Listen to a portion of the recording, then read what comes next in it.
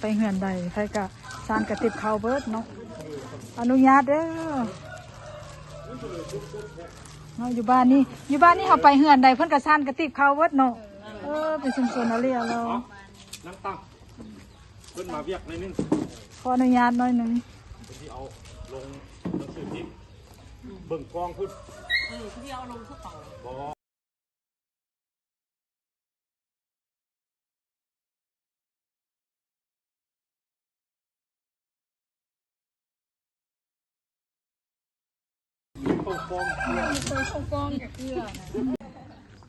สบายดีอยู่บ้านเฮานี่ผ่ากันจักกันตอกชาติมาเข้าลายเนาะอาชีพแบบว่าเบิดบ้านเลยอนุญาตเด้ออาชีพล้านบ้านเฮาเลยนี่เมื่อกี้มาหันก็เห็นปากกาลายขึ้นว่าหมานี่เป็นเห็นอีกถือว่าปวดมันยังนุ่ม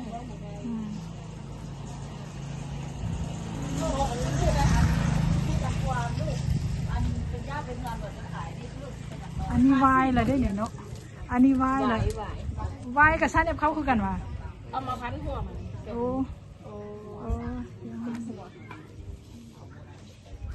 เป็นหัวจะยังได้เอาอันใหม่อันนี้เกี้ยวอ่ะ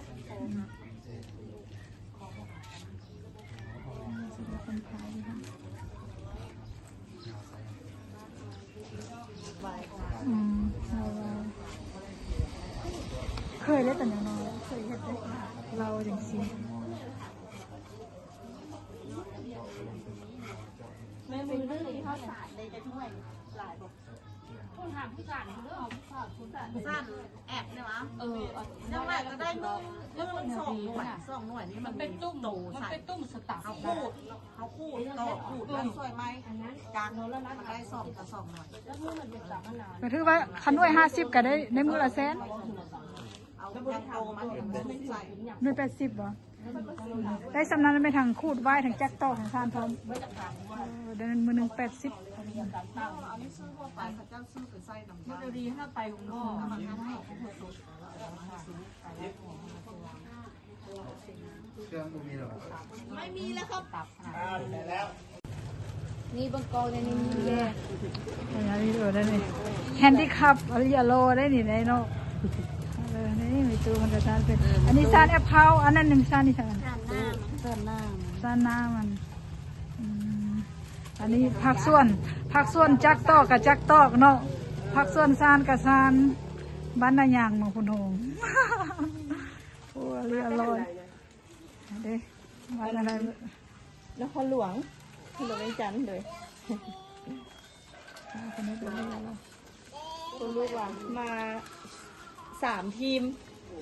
พวกเรามี4-5 คนแหละสมทบกับทางเมืองผมสารไวค่ะแล้วเนาะยูรายงานชุมชนพวกคนพากันให้ดาลี่อร่อยแล้วยังให้อัตปือมาเห็นดิอันนี้มาจากอัตปือมาจากอัตปือเลยแต่ว่าเสียงผมไม่อัตปือ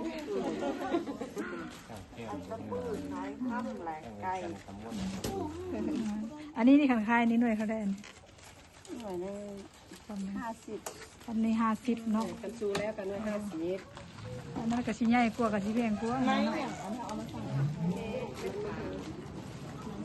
ไม่แท้แด่ไม่พางแด่ไม่เที่ยแด่ไม่พางไม่พังอันนี้ไม่พังไม่พางอันนี้ไม่แท้แอบเข้าไว้ติบเข้าไว้นี่คือชิบุมีแล้วเนาะเดี๋ยวนี้เนาะไหวยังมีวะอันนั้นก็จะได้ก็ถักเข้าไส้หวายเขาไม่ไส้ไหวก็กันนี่ไส้ไหวโอ้ไส้ไหวคือกันแต่ว่าแต่ว่ามันสิแพงกว่าได้เนาะ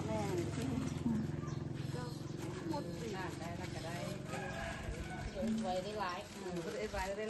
มันนั่งเห็นกันนี่คือไรเป็นคุ้มจะคือไรที่มาครับมันต้องดูแบบโบอันเลยวะด้วยไงคะแนนเต้เฮานี่ได้เงินนั่นไม่เขาเจ้าก็มาลงเป็นเอามาตัดแล้วกันไม่เขาเจ้าก็มาลงให้แล้วเขาสร้างให้แล้วเขาเจ้าก็มาเก็บซื้อโอ้คักสุดถือว่าเป็นอาชีพนึงของอยู่บ้านเฮาเลยบ่ไล่คนเฮ็ดบ่อยู่บ้านเฮาเฮ็ดเบิดบ้านเว อันนั้นมันไซส์อ่ะนะ ใส่ ใส่ใส่ป่าหรือว่าใส่ไปใส่เหือนยำขึ้นเหือนแล้วเดียววะ